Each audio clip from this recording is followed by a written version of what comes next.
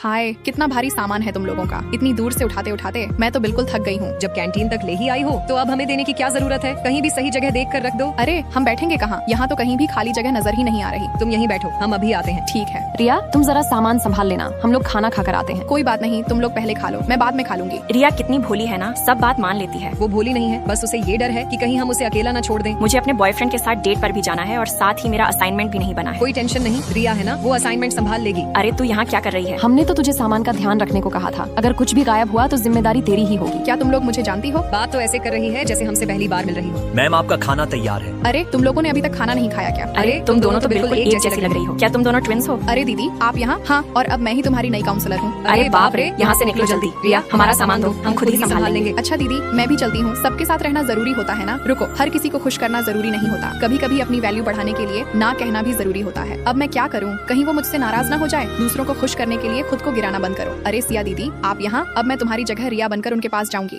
नहीं प्लीज, कहीं कुछ गलत हो गया तो? कुछ भी गलत नहीं होगा, उन्हें सबक सिखाना जरूरी है। रिया, तू इतनी देर से कहाँ थी और मेरा पार्सल कहाँ है? सॉरी, मैं भूल गई थी। और हाँ, अब से अपना काम खुद करना सीखो। क्या हुआ, ऐसे क्यों देख रहे हो? मेरे चेहरे पर कुछ है क्या?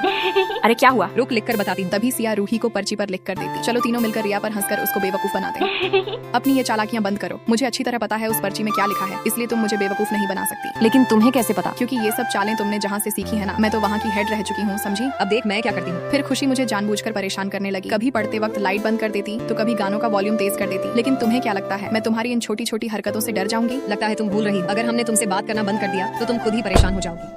अच्छा हुआ तुम लोग आ गए। इसके तो अब बहुत पर निकल आए। अब समय आ गया है इन्हें काटने का। बस करो, अब बहुत हो गया। रिया, ये समझ नहीं पा रही है, इसे माफ कर दो। पागल हो क्या? ये क्या बोल रही है? जिसे तुम बेवकूफ समझती थी ना, उसने पूरे कॉलेज में टॉप किया है। अब बात ये है कि पूरा कॉलेज रिया का फैन हो गया है और उसे क्लास का मॉनिटर भी बना दिया गया है। तो इसका मतलब तुम सब इसके साथ हो? रिया, हमें माफ कर दो। देखो, हम तुम्हारे लिए कितनी सारी चीजें लेकर आए हैं। कोई बात नहीं, अपनी गलती मान लेना ही सबसे बड़ा प्रायश्चित होता है। इसका मतलब तुम दो नहीं 3 जुड़वा बहनें हो। और हाँ, और अब से हमारा टीम में आपका स्वागत है। दोस्तों हमेशा याद रखिए, जब तक आप खुद की इज्जत नहीं करेंगे, दुनिया भी आपकी कद्र नहीं करेगी। और अकेले रहना कमजोरी नहीं बल्कि एक नई शुरुआत होती है। अगर आप भी ऐसा ही सोचते हैं तो लाइक सब्सक्राइब करके कमेंट में अपनी माँ का नाम जरूर बताएं।